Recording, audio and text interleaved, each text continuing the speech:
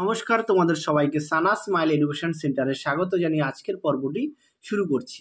আজকে তোমাদের জন্য নিয়ে চলে এসেছি তোমরা যারা নবম শ্রেণীর পরীক্ষা দেবে ফার্স্ট ইউনিট টেস্টে তোমাদের জন্য রায় ও মার্টিন প্রশ্ন বিচিত্রা থেকে আজকে সমাধান করে দেখাবো ভৌত বিজ্ঞানের মডেল সেট 1।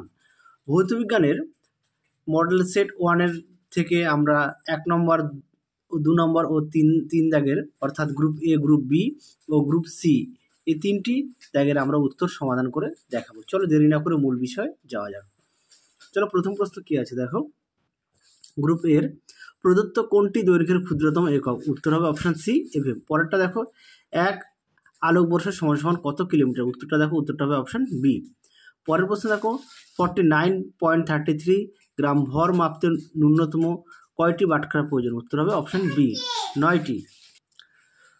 একটি গাড়ির যাত্রাপথে অর্ধেক দূরত্ব, আচ্ছা এই প্রশ্নের এটা ছোট্ট একটা অঙ্ক দেওয়া আছে, এর উত্তরটা হবে অপশন সি। পরবর্তী প্রশ্ন দেখো, 5 দাগের প্রশ্নের উত্তরটা হবে অপশন বি, 6 দাগের প্রশ্নের উত্তরটা হবে অপশন এ, 7 দাগের প্রশ্নের উত্তরটা হবে অপশন বি আইসোবার, আর 8 দাগের প্রশ্নের উত্তরটা হবে অপশন ডি 8।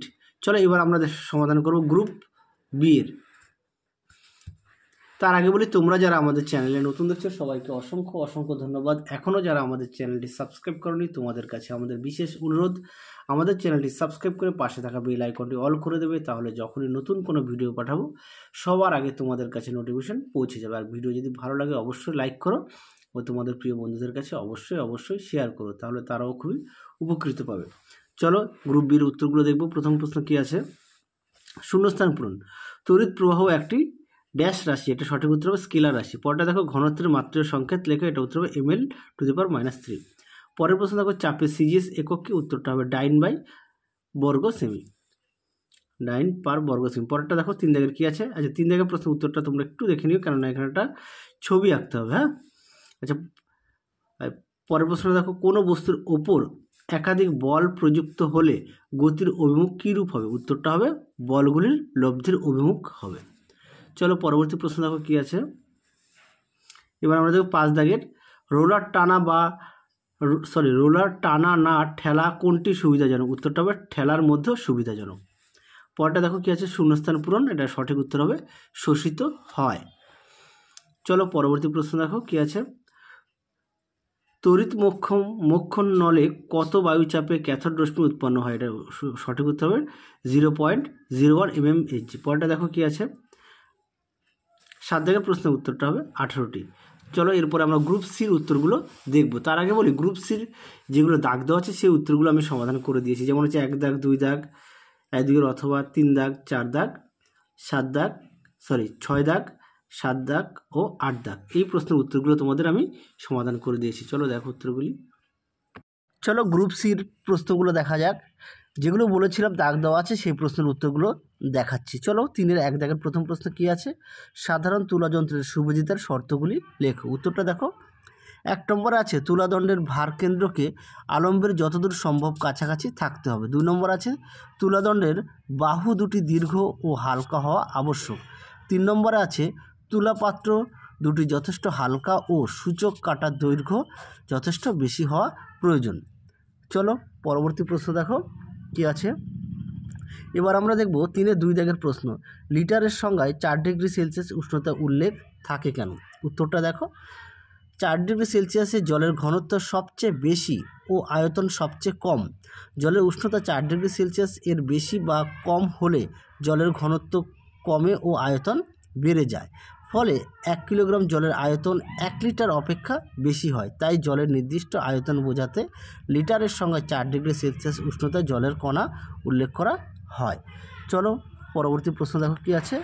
এরপরে দেখো অথবা দিয়ে দেওয়া আছে 3-এর 2 দাগেরই, লব্ধ এককের সংজ্ঞা দাও। উত্তরটা দেখো, সমজাতীয় বা ভিন্ন জাতীয় এক বা একাধিক মূল এককের সাহায্যে যে সমস্ত ভৌত রাশির একক গঠন করা হয় সেই একক বলা হয় লব্ধ রাশি।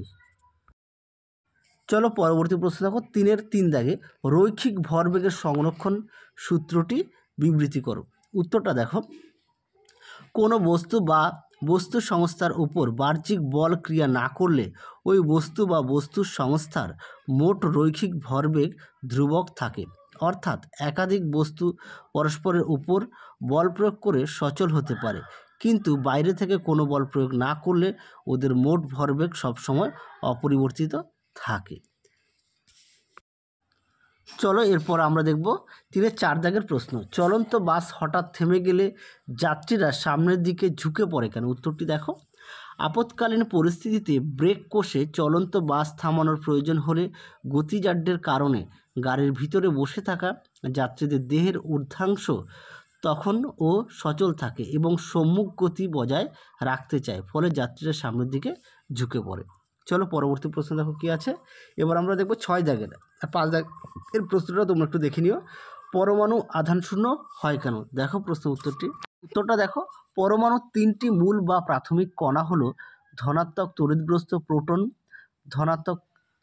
ঋণাত্মক তড়িৎগ্রস্ত ইলেকট্রন এবং নিস্তড়িত নিউট্রন কণা।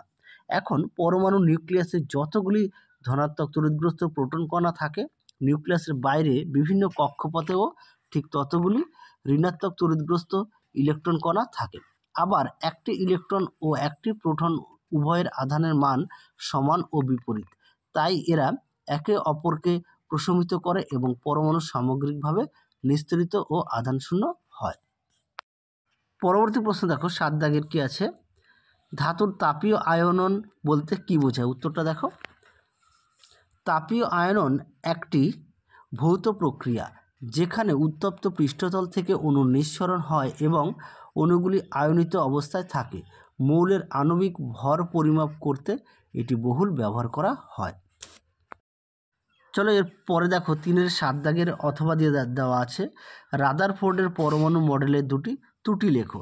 দেখো উত্তরটি কী আছে। 1 নম্বরে, শক্তি ক্ষয়ের ফলে বিভিন্ন কক্ষপথে ইলেকট্রনের ত্বরণের মান নিরবচ্ছিন্ন হারে পরিবর্তিত হওয়ায় বিকিরণ হিসাবে নিঃসৃত তরঙ্গের তরঙ্গ দৈর্ঘ্য ও নিরবচ্ছিন্নভাবে পরিবর্তিত হওয়া উচিত। সুতরাং হাইড্রোজেন, হিলিয়াম ইত্যাদি মৌলের পারমাণবিক বর্ণালী প্রকৃতভাবে নির্বিচ্ছিন্ন বর্ণালী হওয়া উচিত। চলো তারপর দেখো 2 নম্বরে কী আছে। এই মডেল পরমাণুর গঠন সম্পর্কে গুণগত ধারণা দিতে সক্ষম হলেও ইলেকট্রনের কক্ষপথের আকার ও ব্যাসার্ধ সম্বন্ধে কোনো ধারণা দেয় না। আবর্তনরত ইলেকট্রনের বেগ ও গতিশক্তি সম্পর্কেও এই মডেল কোনো আলোকপাত করে না।